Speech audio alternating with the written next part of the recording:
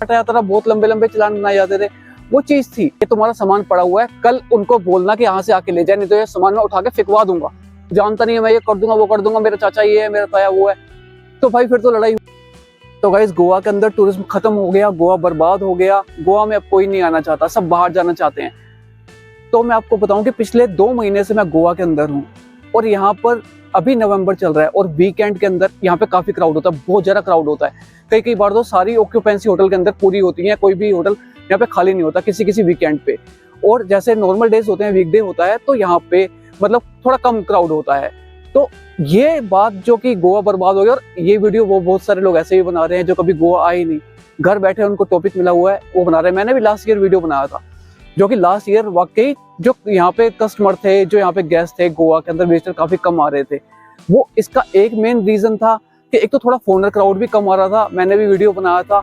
बहुत सारे रीजन थे, एक तो जो फ्लाइट्स के प्राइस थे वो बहुत ज्यादा थे, फ्लाइट के प्राइस काफी ज्यादा आ रहे थे, जो कि थाईलैंड का प्राइस होता था फ्लाइट का, उसी प्राइस पे यहाँ की फ्लाइट आ रही थी, गोवा की फ्लाइट आ रही थी। एक ये रीजन था। थोड़ा बहुत रीजन था, ट्रैफिक पुलिस से लोग नाराज थे कि बेफालतू के जो चालान काटे जाते हैं, उसकी वजह से भी काफी ज्यादा लोग परेशान थे। जो 2-3 चीजें थी वो बिल्कुल थी, क्योंकि जो ये ट्रैफिक पुलिस का जो चालान काटा जाता था, बहुत लंबे लंबे चालान बनाए जाते थे, वो चीज थी, है ना। और जो फ्लाइट के प्राइस थे वो भी थे। लेकिन अभी मैं यहाँ पे रह रहा हूँ तो यहाँ पर क्राउड आ भी रहा है, मैं रोज वीडियो डाल रहा हूँ, आप चाहे जाके देख भी सकते हैं कि गोवा के अंदर, मैं साउथ गोवा के अंदर हूँ, और यहाँ पर जो है कि बहुत ज्यादा क्राउड होता है, वीकेंड पे काफी क्राउड होता है, बहुत सारे लोग गोवा आ रहे हैं। ऐसा कुछ भी नहीं है कि गोवा बर्बाद हो गया, गोवा खत्म हो गया। और मैं आपको बताऊं कि मेरे पास पर्सनली मैं गोवा के अंदर 2 महीने से हूँ, और मैं चाहता तो मेरे पास बाहर सेट होने का भी था, प्लान था कि मैं वहां पे बाहर रह सकता था, लेकिन मैंने गोवा को ही चुना।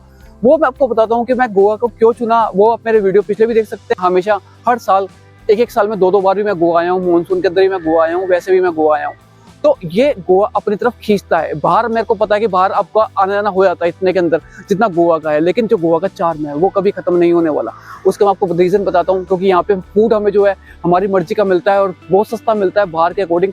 और भी बहुत सारी चीजें हैं कि जो गोवा की तरफ खींचती है। एक तो नेचुरल ब्यूटी है, बाहर आपको बिल्डिंग्स बहुत ज्यादा मिल जाएंगी, देखने के लिए ऊंची ऊंची बिल्डिंग मिल जाएंगी, लेकिन जो सुकून मिलेगा, जो गोवा की वाइब्स मिलेंगी, वो गोवा के अंदर ही मिलेंगी। और गाइस मैं आपको बताऊं कि लास्ट टाइम भी जब मैंने वीडियो बनाया था तो मैंने उसके अंदर बोला था कि मेरा जो एक्सपीरियंस है, मैं यहाँ पे मतलब 14-15 साल से, पिछले 14-15 साल से आ रहा हूँ।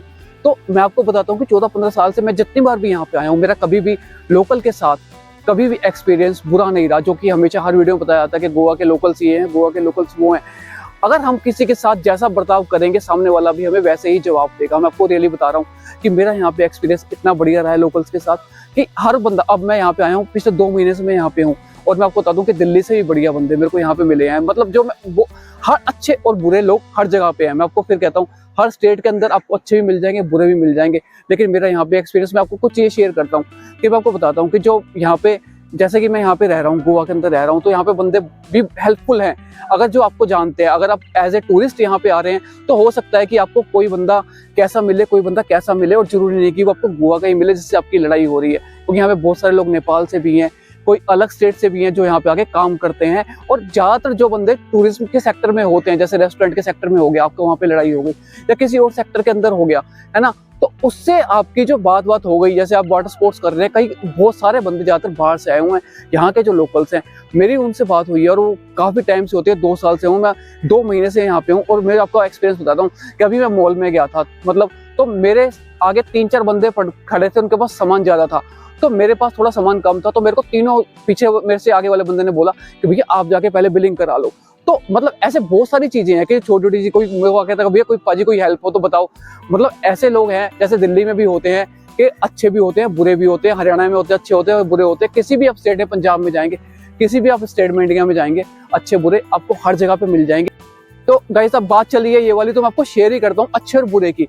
दिल्ली में मकान में जिसमें रहता था, वो लैंडलॉर्ड सिख थे, और उनको मतलब वो कभी बाहर रहते रहे, कभी इंडिया रहते रहे, पूरे घर की जो जिम्मेदारी थी मेरे ऊपर थी, ठीक है। उनके जाने के पीछे से मैं यहाँ पे पूरे अच्छी तरीके से उनके घर की देखभाल करता था, अपने घर की भी करता था पूरी, मतलब क्योंकि नीचे खाली रहता था, मेरे को ही देखना पड़ता था कि भाई कोई आया है नहीं आया, हर चीज मेरे को यहाँ पे अपना करनी पड़ती थी, देखनी पड़ती थी। और मैं बताऊँ, जब वो यहाँ पे होते थे तो कभी उनको कैब बुक करनी है, कभी उनको ऑनलाइन ट्रांजेक्शन करनी है, उनसे नहीं होती थी, वो अपना काम छोड़ के मैं पहले करता था। लेकिन जब मैंने मकान 3 साल उनके मकान में रहा मैं, और 3 साल बाद मैंने मकान खाली किया, मैं गोवा आया, तो ऑब्वियसली जो मैं यहाँ पे अपना सारा सामान तो ला नहीं सकता था, मैं अपना सामान वहाँ पे छोड़ के आया। और जो जो मेरे को था, किसी को मैंने मेड को बोला कि भाई मेड को दे देना, अर्जेंटली मेरे को आना पड़ा, मैंने बोला ये सामान अंकल मेड को दे देना, ये वो ले जाएगा, ये वो ले जाएगा, ये वो ले जाएगा, इन बंदों को दे देना। तो उन्होंने कहा ठीक है हम दे देंगे, तुम्हारे पीछे से दे देंगे। उसके बाद से जिन जिन बंदों को मैंने बोला हुआ था कि इनको सामान वो आएंगे आपके ले जाएंगे, 1-2 दिन के अंदर जो सामान है थोड़ा खाली हो जाएगा। जो मेन चीजें थी बड़ी बड़ी वो मैंने सेल कर दी थी, जैसे दूसरी और चीजें हो गई, कपड़े वगैरह और भी थोड़ा फर्नीचर के बहुत सारे आइटम थे जो मैंने बोला था कि भाई अंकल ये इनको दे देना। तो जैसे मैं गोवा एयरपोर्ट पे पहुंचा, मैं पहुंचा भी नहीं था, उन्होंने पूछा पहुंच गए, मैंने कहा पहुंच गए। उन्होंने मेरे को ये बोला कि बेटे ये तुम्हारा सामान पड़ा हुआ है, कल उनको बोलना कि यहाँ से आके ले जाए, नहीं तो ये सामान मैं उठा के फिकवा दूंगा।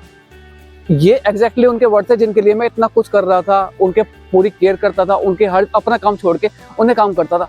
तो बात यही नहीं आती कि ये बुरा है, वो बुरा है, इस स्टेट का बुरा है, अच्छे और बुरे हर जगह पे सिख होने के बावजूद उन्होंने बिल्कुल भी ये नहीं किया। मैंने कहा था अंकल वो आएंगे सामान ले जाएंगे, तो उनको ये कहना पड़ा। मेरे को नहीं लगता कि वो कुछ और भी बोल सकते। उन्होंने कहा कि बेटे अगर नहीं आया ना कहीं सामान लेने के लिए आज, तो मैं सारा सामान उठा के बाहर फिकवा दूंगा। गाइस अगर हम अच्छे हैं, हम यहाँ पे हर किसी को अपना आराम से रिस्पेक्ट देके बुलाएंगे, तो अगला हमसे क्यों लड़ेगा, क्यों फालतू में थोड़ा लड़ेगा। अगर तू उससे कहेगा तू मेरे को जानता नहीं है, मैं कहाँ से आया हूँ, मैं यहाँ से हरियाणा से, पंजाब से, मैं दिल्ली से, जानता नहीं है, मैं ये कर दूंगा वो कर दूंगा, मेरा चाचा ये है, मेरा ताया वो है, तो भाई फिर तो लड़ाई होनी है, फिर तो भाई होगी लड़ाई। और जो पिछले साल भी यहाँ पे जो मर्डर हुआ था, सब लोगों ने अफवाह फैलाई कि गोवा के अंदर टूरिस्ट का मर्डर हो गया, गोवा के लोकल ने कर दिया, ये कर दिया। और मैंने उस पर वीडियो बनाया था और मैंने बताया था कि भाई वो बंदा जो नेपाल का बंदा था, और नेपाल के बंदे से पूरी स्टोरी मैंने डाली थी कि भाई उसने मर्डर किया था, उससे हुआ था। तो ये चीजें हैं, तो मतलब कुछ होती है, बनाते हैं, कुछ लोग उसे बढ़ाते हैं बिठाते हैं जो गोवा आए नहीं, वो भी इस बारे में वीडियो बना के कि भाई टॉपिक चला हुआ है, यूट्यूब पे वायरल होगा, बनाओ, गोवा बर्बाद हो गया, गोवा ही हो गया। तो गोवा बहुत बढ़िया है, आप मेरे वीडियोस देखिए, कितना क्राउड है यहाँ पे, आपको सब दिख रहा है। कैलंगोट में कितना क्राउड है, नॉर्थ में कितना क्राउड है, साउथ में कितना क्राउड है, मैं हर तरह की आपको अपडेट दे रहा हूँ। तो आप आइए गोवा और अच्छी तरीके से घूमिए। अगर फ्लाइट थोड़ी महंगी हो जाती है तो हम ज्यादा तो नहीं छोड़ देंगे यार। कुंभ मेले में भी गए थे, तो कुंभ मेले के अंदर 70-70 हज़ार की, 80-80 हज़ार की फ्लाइट दी थी ना, हमें अच्छा लग रहा था वहां पे जाने का, हम गए थे ना।